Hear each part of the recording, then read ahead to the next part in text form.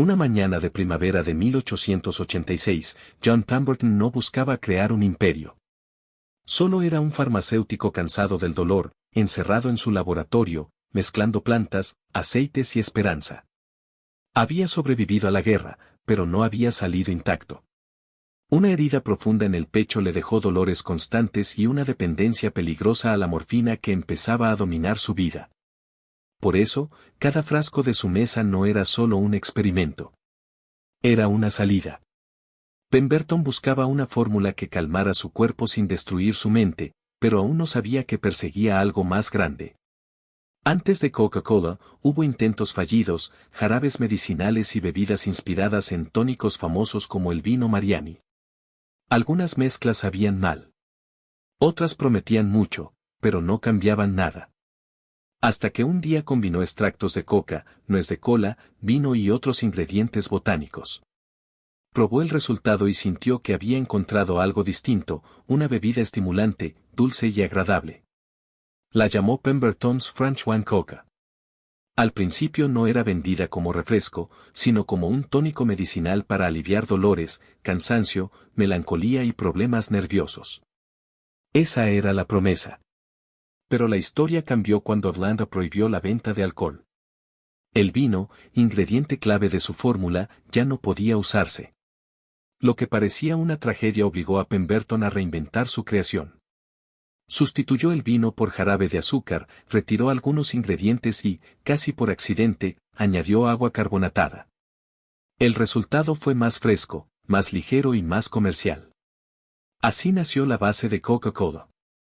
El 8 de mayo de 1886, aquella bebida empezó a tomar forma. Nadie imaginaba que ese líquido oscuro, preparado en una farmacia, terminaría convirtiéndose en uno de los símbolos más reconocidos del planeta. Pero una buena fórmula no basta para construir una marca. Pemberton tenía el producto, pero necesitaba una mente capaz de venderlo. Entonces apareció Frank Robinson, su contador y socio estratégico.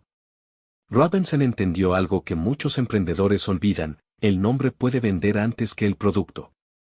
Cambió el nombre largo y medicinal por uno corto, sonoro y fácil de recordar: Coca-Cola. También dibujó a mano el logotipo con sus 12 mayúsculas y una caligrafía elegante.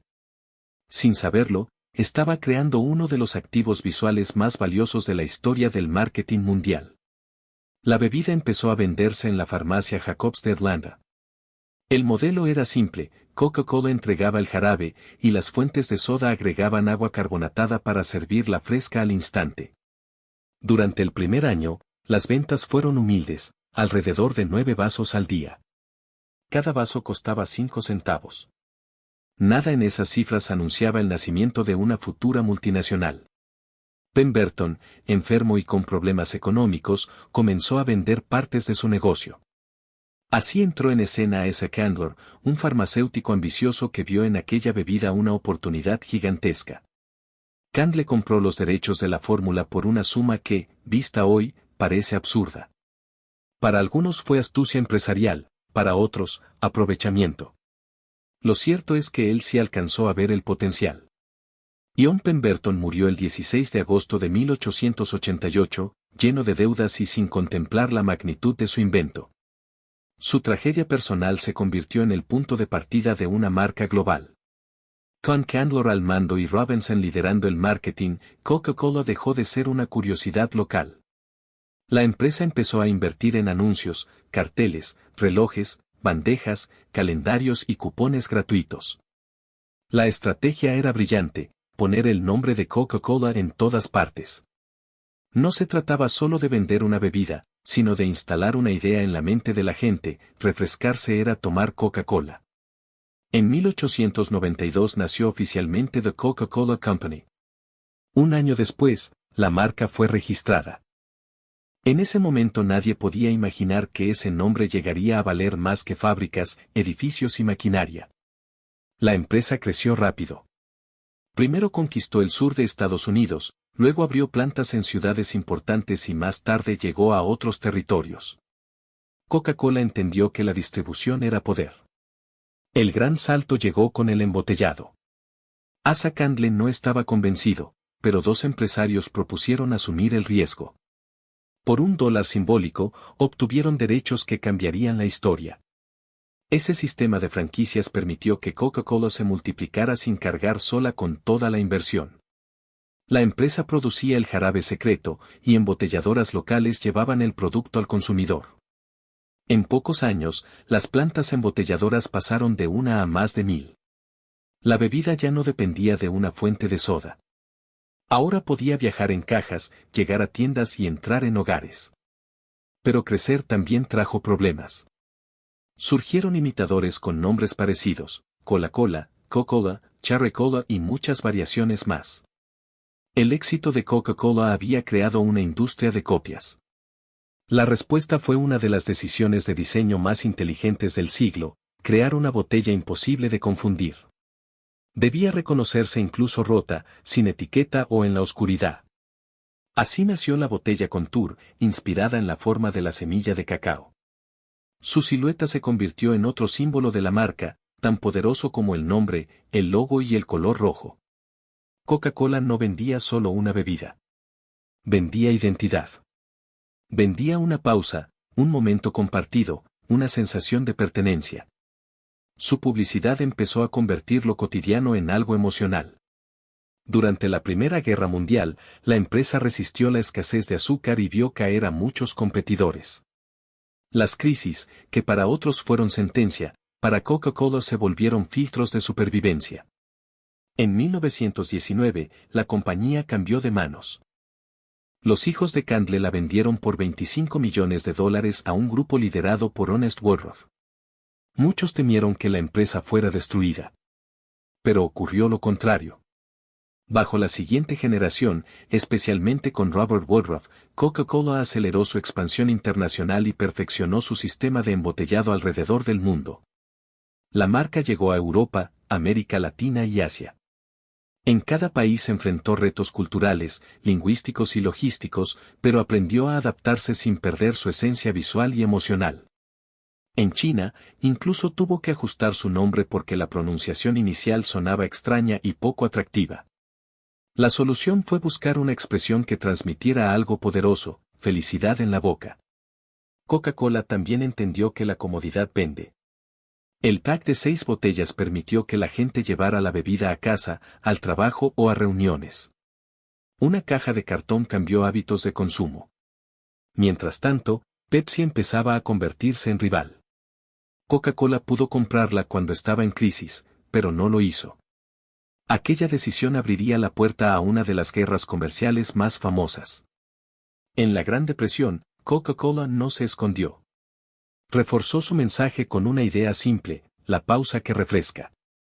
En tiempos difíciles, ofrecía algo barato, reconocible y emocionalmente reconfortante. La marca entró en el cine, en la cultura popular y en la Navidad. Sus campañas con Santa Claus ayudaron a fijar una imagen moderna del personaje, barba blanca, traje rojo y gesto amable. Durante la Segunda Guerra Mundial, Coca-Cola se convirtió en símbolo patriótico. La empresa prometió que cada soldado estadounidense podría tomar una botella por 5 centavos, estuviera donde estuviera. Para cumplir esa promesa, se instalaron embotelladoras cerca de los frentes. La bebida viajó con los soldados y, al terminar la guerra, también había viajado a la memoria emocional de millones. Incluso de la dificultad nació otra marca, Fanta. Cuando Alemania dejó de recibir jarabe de Coca-Cola, la filial local creó una bebida con ingredientes disponibles. La escasez obligó a inventar. Después de la guerra, Coca-Cola ya no era solo una empresa estadounidense. Era un símbolo global. Su presencia en carteles, tiendas, películas y celebraciones la convirtió en parte del paisaje moderno. En los años 50 y 60, la compañía diversificó productos, compró marcas como Minute Maid y lanzó bebidas bajas en calorías. Ya no quería depender de una sola fórmula, aunque esa fórmula fuera legendaria. La publicidad evolucionó. Coca-Cola dejó de hablar de ingredientes y empezó a hablar de felicidad, unión, juventud, deporte, música y familia. Había entendido que las emociones se recuerdan más que los datos. En 1971 llegó una de sus campañas más famosas, un grupo de jóvenes de distintos países cantando por la paz mientras compartían Coca-Cola. La bebida ya no era solo refresco, era mensaje cultural. Pero ningún imperio permanece tranquilo para siempre. En 1975, Pepsi lanzó el desafío Pepsi, una campaña de pruebas a ciegas que revelaba algo incómodo. Muchos consumidores preferían el sabor más dulce de Pepsi. Al principio, Coca-Cola ignoró la amenaza. Pero las ventas comenzaron a resentirse. Pepsi se volvió más agresiva, más joven, más atrevida, y empezó a ganar terreno en la mente de nuevas generaciones. Entonces Coca-Cola cometió su error más famoso. Después de años de pruebas, decidió cambiar la fórmula original y lanzar New Coke, una versión más dulce diseñada para vencer a Pepsi en sabor. El 23 de abril de 1985, New Coke fue presentada como un avance audaz. Las pruebas parecían respaldarla, pero los ejecutivos olvidaron algo crucial: la gente no solo bebía Coca-Cola, la sentía suya. La reacción fue feroz. Miles de llamadas, cartas, protestas y quejas inundaron la empresa. Muchos consumidores sintieron que les habían quitado una parte de su historia personal y cultural. La crisis se volvió asunto nacional. Tiendas devolvían cajas, embotelladoras reclamaban pérdidas y Pepsi aprovechaba el caos con comerciales provocadores. Coca-Cola había tocado el corazón equivocado. Menos de 3 meses después, la empresa anunció el regreso de la fórmula clásica. Fue una humillación pública, pero también una lección gigantesca. Una marca fuerte pertenece tanto a la empresa como al consumidor. Paradójicamente, el error terminó fortaleciendo a Coca-Cola. Al recuperar la fórmula original, muchos consumidores redescubrieron su lealtad. La crisis se transformó en publicidad gratuita e inolvidable. La guerra de las colas no tuvo un único ganador. Pepsi ganó relevancia mundial y Coca-Cola reforzó su vínculo emocional. Ambas aprendieron que el marketing no solo compite por paladares, sino por identidad. En los años 90, Coca-Cola siguió construyendo memoria con jingles como Always Coca-Cola y personajes como los osos polares. La marca convirtió sus anuncios en pequeños eventos culturales. Después llegaron campañas como Destapa la felicidad y Comparte una Coca-Cola con. La estrategia era clara: poner al consumidor en el centro, hacer que la botella pareciera personal. Las redes sociales amplificaron esa idea. La gente buscaba botellas con su nombre, las fotografiaba y las compartía. Coca-Cola logró que millones de personas hicieran publicidad por emoción, no por pago. En 2023, la marca volvió a demostrar adaptación con un anuncio creado con inteligencia artificial. Más de un siglo después de aquel laboratorio, Coca-Cola seguía usando la innovación para contar historias. La historia de Coca-Cola no es solo la historia de una bebida. Es la historia de un dolor convertido en fórmula, de una fórmula convertida en marca y de una marca convertida en cultura global. Su mayor lección es simple: el producto abre la puerta, pero la emoción construye el imperio. Coca-Cola no conquistó el mundo solo por su sabor, sino por aprender a vivir en la memoria de la gente.